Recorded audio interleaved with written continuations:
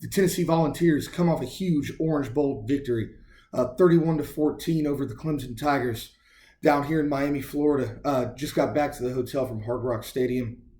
Going to be posting this in the morning, but just wanted to get back to the hotel and give you my quick thoughts on the game, what I saw, what I thought of Tennessee's performance as well as Clemson's, and we'll get into that here in a second. But first, just make sure you go down below, hit the like, comment, subscribe, interact with me. I'll be happy to interact. My Twitter link is down below, so you can follow me on Twitter and see what I have to say.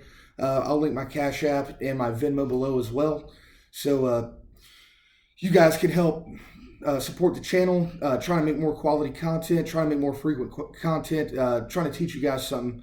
Hopefully, you guys learn from me and keep returning and listen to what I have to say. But anyways, to the game. Dominant performance by Tennessee from start to finish. You can go back and watch the short that I posted right before the game.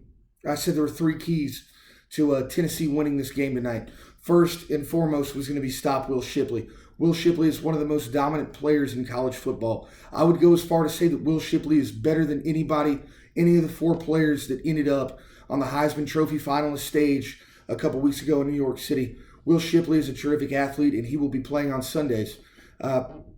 So first and foremost was stop Will Shipley. In games that Clemson's won, and Clemson's won big, Will Shipley has had a very dominant performance. Fortunately, the Vols were able to stop Will Shipley tonight. He had a couple big plays. He had a big return after a Tennessee score in the first half.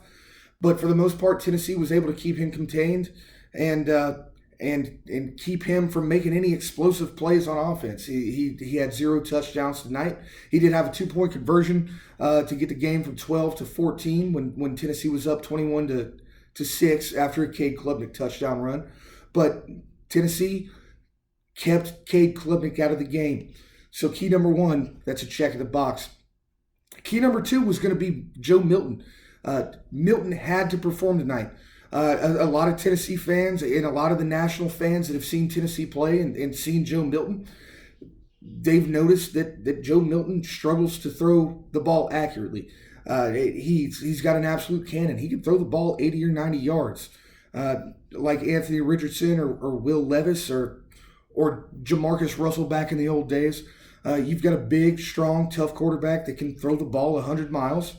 And a lot of teams, especially NFL prospects or NFL scouts, look for that. And Joe Milton has struggled to complete passes. And when we get closer to the NFL draft, I'll talk about my thoughts on Anthony Richardson or Will Levis or some of these big, strong, tough guys like that. But just because you can throw the ball a country mile doesn't mean that you can complete passes. It doesn't mean that you can play quarterback at the college or the professional level in an efficient manner. So my second key was that Joe Milton had to come out and make good reads and make accurate passes. Joe Milton did both of those things. Joe Milton finished with a 68% completion percentage. He threw for 251 yards, 3 touchdowns, 0 interceptions, and a 173, I believe. I looked at the stats briefly on the ride home. I think a 173 a passer rating, which was absolutely terrific, especially in this high profile of a game, playing against the ACC champion and a Clemson defense that's been absolutely stacked. And with the exception of last year, Clemson's won the ACC championship, I think, 6 or 7 out of the last 8 years. They've been in the college football playoff 4 or 5 times since 2016. And Clemson's always done that off of defense. So for Tennessee to win tonight, they were going to have to score some points. And Joe Milton at quarterback, he was going to have to be able to make plays. And he did a phenomenal job of that. So box number 2 checked. Joe Milton came out, made good reads, made good decisions, made accurate throws. 3 touchdowns, 2 deep balls. One to Squirrel White early that he was down at the 1 or 2 yard line, and we ran it in the next play. And then that last one to Ramel Keaton was absolutely beautiful. Just isolate the corner, and Ramel Keaton isolates the corner in single coverage. Just nobody within 8 yards of him. Joe Milton puts it right in his chest. And then the first touchdown that Joe Milton threw, the one to Brew McCoy, let's not forget, that was an NFL throw and a grown man catch by McCoy. So good to see both of those guys coming back for Tennessee. And then the last thing I said, my last key to the game was special teams. And Tennessee didn't really make a whole lot of plays on special teams. We had a couple decent kick returns. I felt like in the punting game, we kind of lost the field position battle, especially when we weren't able to move the ball. But the big thing that came down was the field goal kicking. Clemson, first drive of the game, they faked a field goal and it got stopped on 4th down. Tennessee got the ball back, went down and scored. But they missed 3 field goals tonight.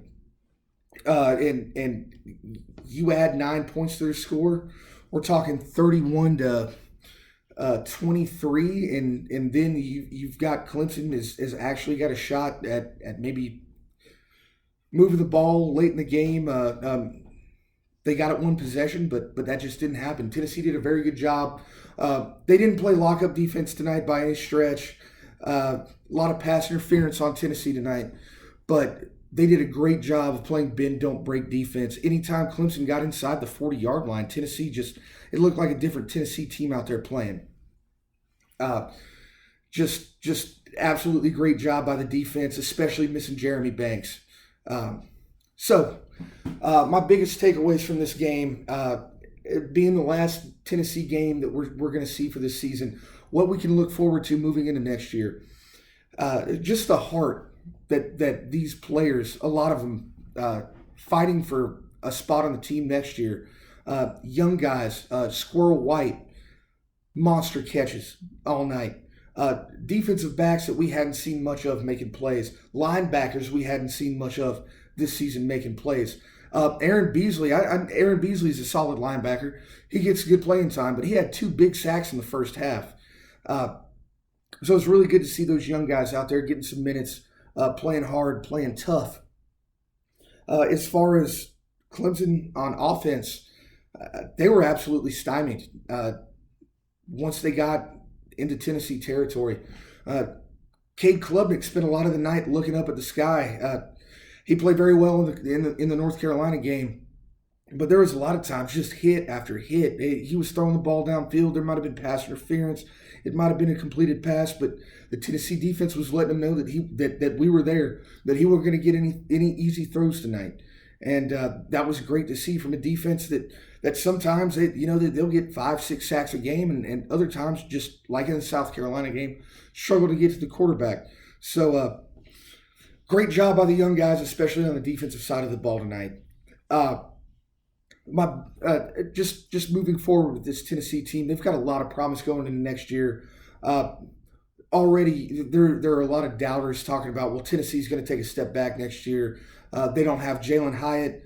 They don't have Cedric Tillman. They don't have Hendon Hooker. Well, Tennessee went out there and dominated a conference champion with their quarterback of the future for 4 quarters in all 3 phases of the game tonight. So I would say, I don't think that we're just going to springboard into an undefeated season next year because we won the Orange Bowl against a Clemson team that's missing some key players. No, absolutely, I don't think that. But I do think that this coaching staff has showed that they're prepared, that they're willing to get the next man up ready to play, both on the practice field and with in-game adjustments, and that they're going to go out and compete with any team in the country. It doesn't matter what the site is. It doesn't matter if we're in Baton Rouge. It doesn't matter if we're in Neyland Stadium. It doesn't matter if we're in a New Year's Six Bowl in Miami, Florida, and we're wearing away jerseys. This coaching staff is going to get this team prepared to play. This coaching staff is going to get the most out of their players. And moving forward, I don't see any reason to doubt Tennessee. I don't see any reason to doubt this coaching staff. There's obviously going to be some turnover with Alex Golesh gone and a couple starters going to the NFL and losing some guys in the transfer portal. But if I'm a transfer kid right now, or if I'm a high school recruit looking to go somewhere that's going to get the most out of me and get me ready for the next step and to win a championship, be it SEC or maybe a national championship or even go to the playoffs, then I'm looking at the University of Tennessee. So thank you guys very much. I know you'll be seeing this tomorrow morning, but once again, if you like this video, just go hit the like button. It really helps me out. We're trying to grow this and make it better so I can keep putting out more content, keep going to Tennessee games, keep providing you with my opinions and some good content. So thank you guys so much and take care. Peace. Go Vols.